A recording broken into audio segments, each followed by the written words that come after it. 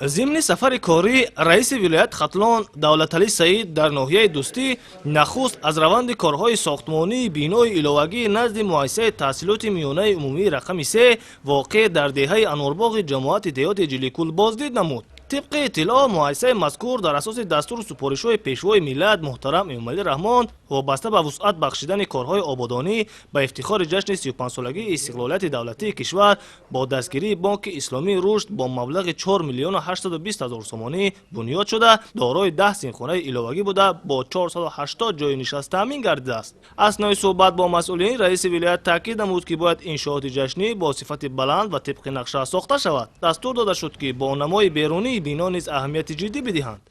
همزمان رئیس ولایت از رفت کارهای ساختمانی و بنیاد بینای ایلوگی نزد مؤسسه تعلیمی رقم 33 واقع در دهه تاجوران جماعت دیهات نوزمین دیدن نمود. مؤسسه ایلوگی مذکور با دستگیری بانک اسلامی رشد با مبلغ 5 میلیون و 35 هزار سومانی بنیاد شده دارای 10 سینخانه ایلوگی میباشد. انشاءات مذکور در دایره کارهای بنیادکاری و سازندگی و آبادانی بخشیده به جشن بزرگ ملی 35 سالگی استقلالیت دولتی کشور و رشد اینفراساختور ناحیه با اصول معاصر و صفت بلند و جوابگو به طلبات زمان معاصر ساخته شده است.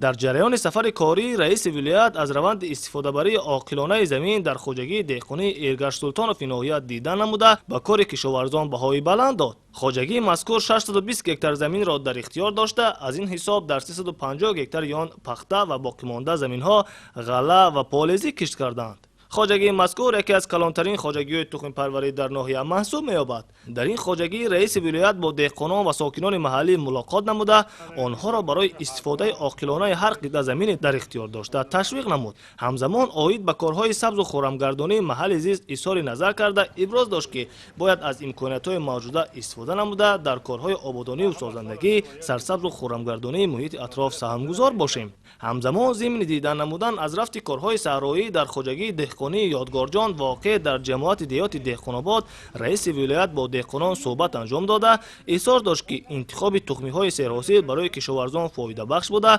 تقاضا می‌کند که با مقصد گرفتن حاصل دلخواه در این زمینه باید بیشتر توجه کرد. میدان عمومی خواجگی دهقانی مذکور را 3.74 سوتیق زمین تشکیل داده در 3 هکتار آن پخته و باقی مانده گندم و کارتوشکا کشت شده است. زحمتکشان ناحیه دوستی امسال در میدان 14270 گکتار کشتی زراعت‌های گوناگون کش کردند که عین حال این نمود زراعت‌ها علاقه یک قسمی آنها پخته رسیده ما با بازارهای داخلی و خارجی کشور صادرات کرده ایستادیم. اینچنین بازارهای ولایت و جمهوری همان را تامین کرده ایستادیم. این سال موافق نقشه باید که ناحیه دوستی 3500 تن محصولات گوناگون را به خارج کشور باید صادرات میکرد. از این عین حال ما 3300 تن علاقه محصولات کشاورزی را صادرات کردیم. از این پیاز بروقتی ما به مقدار 10200 تن، اینچنین لبلبوی سرخ، کرم، گلکرم ما به جمهوری قزاقستان و فدراسیون روسیه صادرات کرده ایستادیم. در جریان سفر کاری رئیس ولایت ختلان دولتعلی سعید همچنین از فعالیت خواجگی دهقانی ریگر دوستی شناس گردید.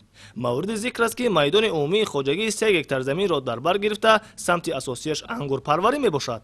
اطلاع داده شد که حالا مرحله اول جمع‌آوری حاصل انگور آغاز شده علاقه به خارج از صادراتیان به راه مانده شده است. رئیس ولایت ضمن بازدید از اصول پرورش و نگاهبین این نوع انگور که در شهر حصار عادتا پرورش کرده می شود پرسان شدند. از انگور این خواجگی در هر موسم میتوان حاصل به دست آورد. ضمن مشاهده ها معلوم گردید که زمین های این منطقه به پرورش انگور موسمی موافق بوده. در این زمینه دهقانان خواجگی دهقانی آسیمی نیست در میدان 10 هکتار زمین انگور پرورش می نمایند. ضمن صحبت با سهامداران این خواجگی رئیس ولایت برای بنیاد نمودن باغ‌های نو تاکید نمود. گفته شد که خواجگی دهقانی آسیمی در اختیار خود 16 هکتار زمین دارد و همه ساله دهقانان در کشت تکراری جواری مکه کش می نمایند.